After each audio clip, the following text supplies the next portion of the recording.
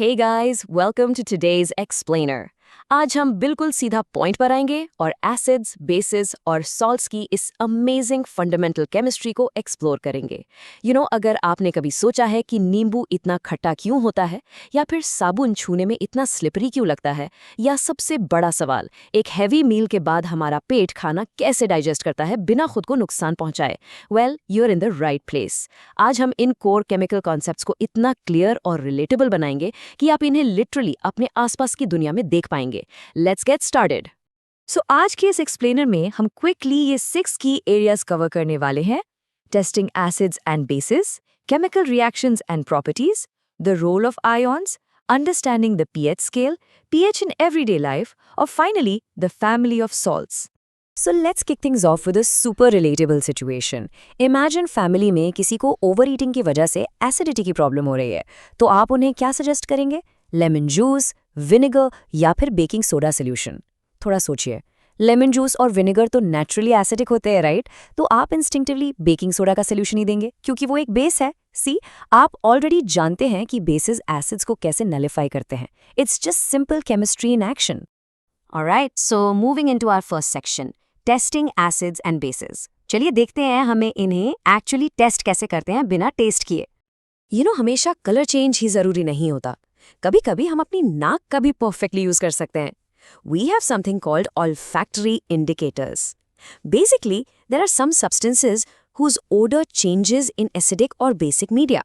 हमारी किचन में आमतौर पर मिलने वाले आइटम्स ले लीजिए, जैसे वेनिला एक्सट्रैक्ट, चॉप्ड अनियंस और क्लोव ऑयल। ये अपना स्मेल पूरी तरह चेंज कर लेते हैं जब उन्हें एसिड या बेस के साथ मिक्स किया जाता है। एसिडिटी टेस्ट करने का ये लिटरली एक ब्रिलियंट और कंप्लीटली सेफ तरीका है। Of course, visual indicators lab में सबसे कॉमन होते हैं। नेचुरल इंडिकेटर्स जैसे लिटमस एक एब्सोल्यूट क्लासिक एग्जाम्पल है। एसिड में ब्लू लिटमस रेड हो जाता है और बेस में रेड लिटमस ब्लू हो जाता है। दूसरी तरफ अगर हम सिंथेटिक इंडिकेटर्स की बात करें, जैसे फिनोल्फथलीन, तो वो एसिड में कंप्लीटली कलरलेस रहता है, पर बेस में मिलते ही एक वाइब्रेंट पिंक कलर में बदल जाता है। नो वे, राइट? और मिथाइल ऑरेंज एसिड में रेड होता है और बेस में येलो शिफ्ट हो जाता है। इन विजुअल रूल्स को ध्यान में रखना is absolutely crucial for any lab work. Moving on to section 2, chemical reactions and properties. Let's see what happens when things start reacting. So ये एक इक्वेशन एसिड्स और मेटल्स का फंडामेंटल रूल समझाती है। Acid plus metal yields salt plus hydrogen gas. Just imagine आप zinc granules को dilute sulphuric acid में डाल रहे हैं। जिंक एक्चुअली एसिड में से हाइड्रोजन एटम्स को बुरी तरह डिस्प्लेस कर देता है। वो उनकी जगह लेकर एक नया सॉल्ट बनाता है, विच इज जिंक सल्फेट, और बची हुई हाइड्रोजन गैस बबल्स बन के ऊपर आती है। अगर आप लैब में इस गैस को सोप सोल्यूशन से पास करें और एक बर्निंग कैंडल पास लाएं, तो ये एक डिस्टिंक्ट पॉप साउंड के साथ जलती है। ये पॉप साउंड हाइड्रोजन गैस की कंबस्शन का अनमिस्टेकेबली क्लियर सिग्नेचर है, फॉर श्योर। अब बेसिस को देखते हैं, क्या वो भी बिल्कुल वैसे ही रिएक्ट करते हैं? Well, kind of yes and kind of no. एक स्ट्रॉन्ग बेस जैसे सोडियम हाइड्रोक्साइड जिंक के साथ रिएक्ट करके हाइड्रोजन गैस और एक सॉल्ट बनाता है, जिसे हम सोडियम जिंकेट कहते हैं। पर यहाँ सबसे क्रूशियल कैच ये है कि ऐसी रिएक्शंस सभी मेटल्स के साथ पॉसिबल नहीं है। एसिड्स हाइड्रोजन को डिस्प्लेस करने में बेसिस के कंपैरिजन में कहीं ज्यादा अग्रेसिव होते हैं।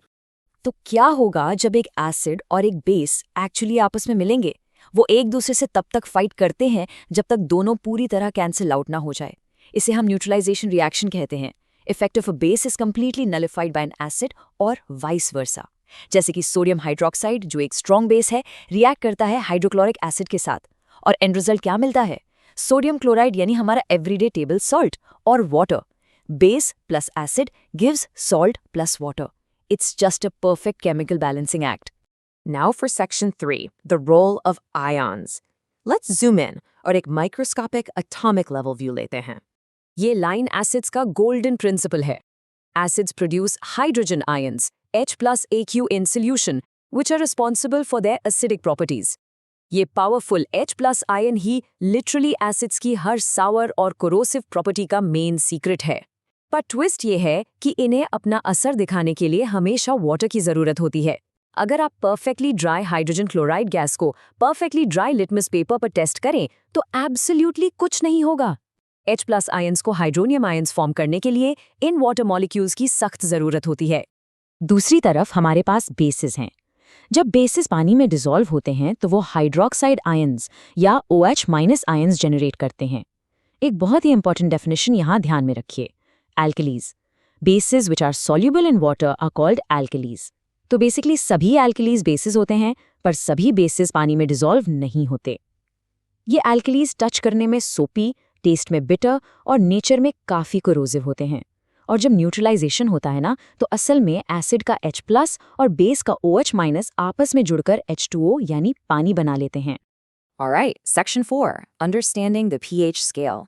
चलिए, इनकी स्ट्रेंथ मेजर करते हैं। ये pH स्केल ऑनेस्टली बहुत ही सिंपल कॉन्सेप्ट है। ये बस 0 से 14 तक चलती है। इसमें P का मतलब है पोटेंस, जो एक जर्मन वर्ड है for power. So it's essentially the power of hydrogen. Exact 7 पर pH परफेक्टली न्यूट्रल होता है, बिल्कुल प्योर वाटर की तरह। 7 से कम कुछ भी एसिडिक होता है, जो एक्सट्रीम केसेस में एग्जैक्टली 0 तक ड्रॉप हो जाता है। और 7 से ज्यादा कुछ भी बेसिक या अल्कलाइन होता है, जो स्ट्रॉन्ग बेसिस के लिए स्ट्रेट 14 तक जाता है। पर कभी कभार इसका मैथ थोड़ा ट्रिकी लग सकता है। बस ये रूल याद रखिए, higher the hydronium ion concentration, lower is the pH value. ये बिल्कुल एक इनवर्स रिलेशनशिप है। अगर सोल्यूशन में एसिड वाले H+ आयन्स बहुत ज्यादा हैं, तो आपकी pH वैल्यू बढ़ती नहीं है, बल्कि 0 की तरफ गिरती है। इसलिए लिटरली एक pH 1 का सोल्यूशन pH 5 वाले सोल्यूशन से कहीं ज्यादा एसिडिक होता है। और यहीं से हम स्ट्रॉन्ग और वीक एसिड्स का डिफरेंस एक्यूरेटली समझ सकते हैं।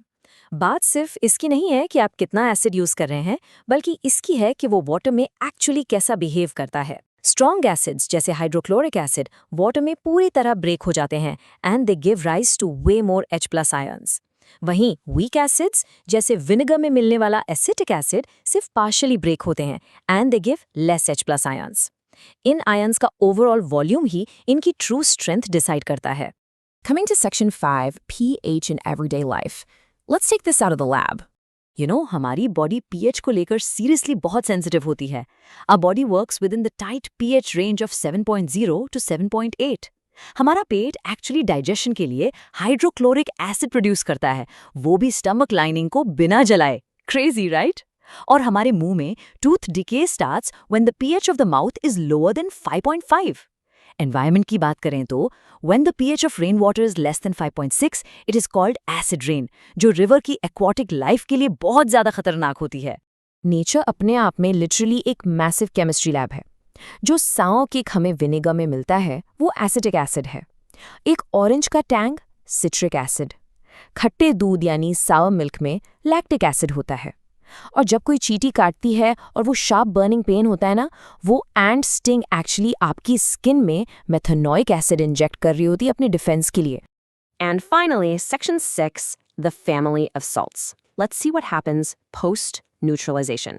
जो नमक यानी कॉमन सॉल्ट आप रोज अपने खाने में डालते हैं, क्या आपको पता है कि वही सेम सोडियम क्लोराइड हमारी आज़ादी की लड़ाई का एक मैसिव और इंपॉर्टेंट सिंबल था?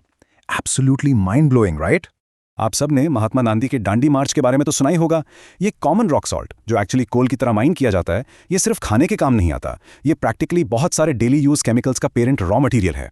और पता है ये रॉक सॉल्ट बेड्स बने कैसे थे? जब हजारों साल पहले पुराने समुद्र यानी सीज ऑफ बाइगॉन एजेस पूरी तरह सूख गए थे। Okay, let's dive into this colourful table. Salts का भी ना अपना एक अलग नेचर होता है। रूल बहुत सिंपल है। अगर आप एक स्ट्रॉन्ग एसिड और एक स्ट्रॉन्ग बेस को मिला दें तो सॉल्ट बिल्कुल न्यूट्रल बनेगा, जिसका pH एग्जैक्टली 7 होगा। पर अगर आपका एसिड स्ट्रॉन्ग है और बेस वीक है तो सॉल्ट थोड़ा एसिडिक हो जाएगा, meaning pH less than 7। And obviously अगर वीक एसिड और स्ट्रॉन्ग बेस मिलेंगे तो रिजल्ट एक बेसिक सॉल्ट होगा जिसका pH 7 से ज्यादा होता है। इनफैक्ट आपकी टेक्स्ट बुक बिल्कुल पॉइंट ब्लैंक यही कहती है, coat, salts of a strong acid and a strong base are neutral with pH value of 7, unquote. Exams के लिए इस एग्जैक्ट फैक्ट को डेफिनेटली दिमाग में लॉक कर लीजिए दोस्तों। Now, what's really interesting about this next part is how we get these chemicals. Enter the chlor-alkali process. जब हम aqueous सोडियम क्लोराइड, जिसे हम कॉमनली ब्राइन भी कहते हैं, उसमें से इलेक्ट्रिसिटी पास करते हैं तो प्रैक्टिकली मैजिक होता है। ये डिकम्पोज होकर सोडियम हाइड्रोक्साइड बन जाता है। और इस प्रोसेस में ना क्लोरीन गैस एनोड पर और हाइड्रोजन गैस कैथोड पर रिलीज होती है। तीनों ही प्रोडक्ट्स सुपर इनक्रेडिबली यूजफुल हैं। Let's look at the exact textbook equation for this.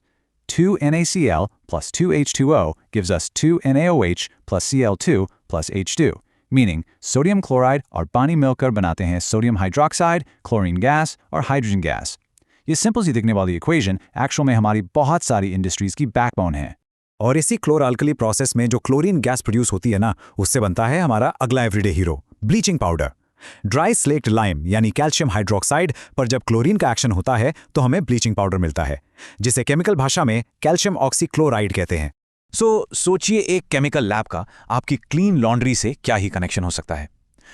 बहुत बड़ा कनेक्शन है। ब्लीचिंग पाउडर टेक्सटाइल इंडस्ट्री में कॉटन और लिनन ब्लीच करने के काम आता है, पेपर फैक्ट्रीज में वुड पल्प को ब्लीच करता है और लॉन्ड्री में आपके धुले कपड़ों को चमकाता है।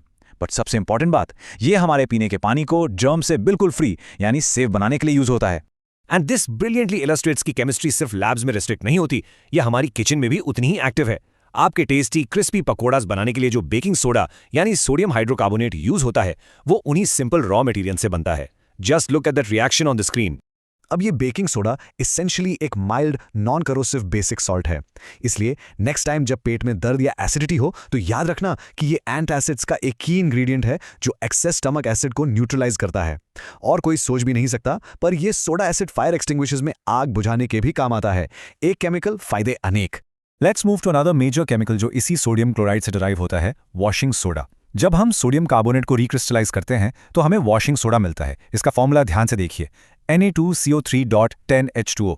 ये भी कंप्लीटली एक बेसिक सॉल्ट है। और वॉशिंग सोडा के यूजेस हमेशा ध्यान रखिए, ये ग्लास, सोप और पेपर इंडस्ट्रीज में हेविली यूज होता है। बोरैक्स जैसे इंपॉर्टेंट सोडियम कंपाउंड्स बनाने में, डोमेस्टिक क्लीनिंग में और पानी की परमानेंट हार्डनेस को कंप्लीटली रिमूव करने में इसका एक मैसिव रोल है। Let's pause and see how this builds into a really cool mystery. Washing soda की फॉर्मूला में जो .10H2O लिखा है, what does that signify? क्या इसका मतलब ये है कि क्रिस्टल्स वाकई में गीले होते हैं? Are they really dry? जवाब ये है कि वो ड्राई लगते जरूर हैं, पर उनमें वाटर ऑफ क्रिस्टलाइजेशन छुपा होता है। The exact text book definition goes like this: water of crystallization is the fixed number of water molecules present in one formula unit of a salt.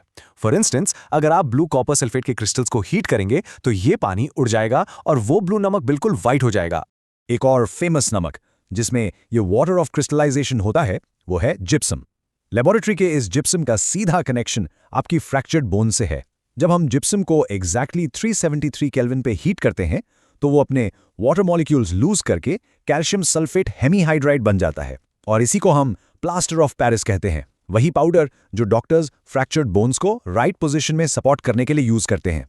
So the crucial point is, जब आप इस white plaster of Paris powder में वापस पानी मिलाते हैं तो ये फिर से जिप्सम बनकर एक हार्ड सॉलिड मास बन जाता है। अब आप सोच रहे होंगे फॉर्मूला में हाफ वाटर मॉलिक्यूल क्यों लिखा है? Well, that's because calcium sulphate के दो फॉर्मूला यूनिट्स मिलकर एक ही वाटर मॉलिक्यूल शेयर करते हैं। केमिस्ट्री का ये जायंट पजल कितना ब्रिलियंट है ना।